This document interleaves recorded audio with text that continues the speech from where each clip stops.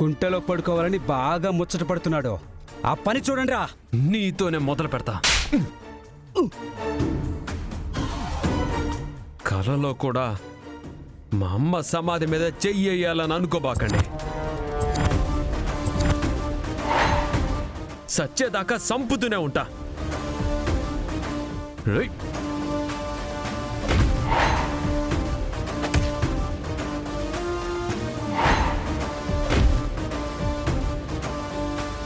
అయ్యో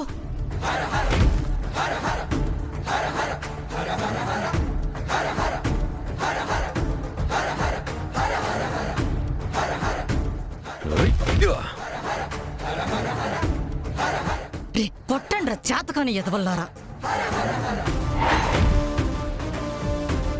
అయ్యో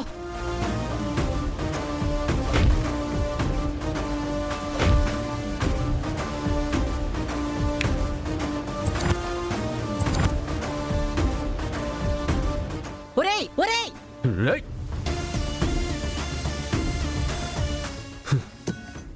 ఛ! ఈ రోజు కూడా తప్పించుకున్నాడు. వీణ్ణి వదిలేదే లేదు.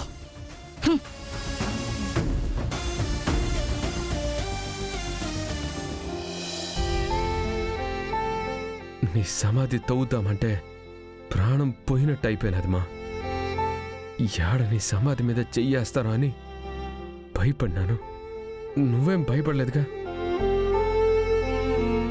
నీ కొడుకు ఏమవుతుంది చూసుకోవడానికి నువ్వు ఉండవుగా. బతుకున్నప్పుడు కంటే చచ్చిపోయినాకే ప్రేమ పెరుగుద్దంటగా. నా బిడ్డ ఎట్టున్నాడో ఎట్ట బతుకుతాడో అని దేవుడి కాడ మొక్కుతారంటగా. మొక్కుతండవా?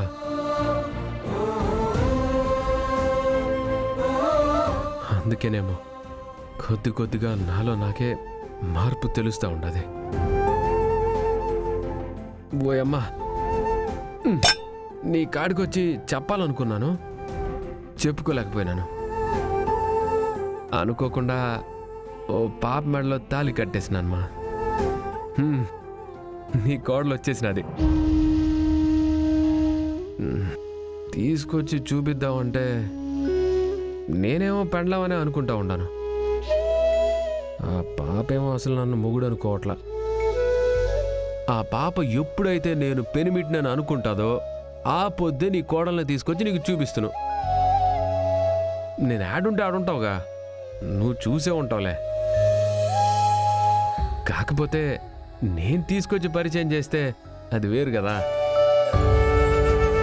ఎట్లున్నావమ్మా? బాగుండవుగా? నేను బాగుంటే నువ్వు బాగుంటావులే. ఇదిగో ఇట్టంటి వాళ్ళే ఏదో నన్ను సంపాలని చూస్తూ ఉంటారు. ఎవరు ఏందో తెలియలేదుమా. తెలిసినారంటే ఇంటికి పోయి తందును. నువ్వు నా గురించి ఏం దిగులు పడమాక, నేను బాగానే ఉంటాను సరేనా? చాలా దినాలు అయిపోయి ఉండదమ్మా నీ ఒళ్ళో పడుకునే. కాసేపట్ట పడుకునేదా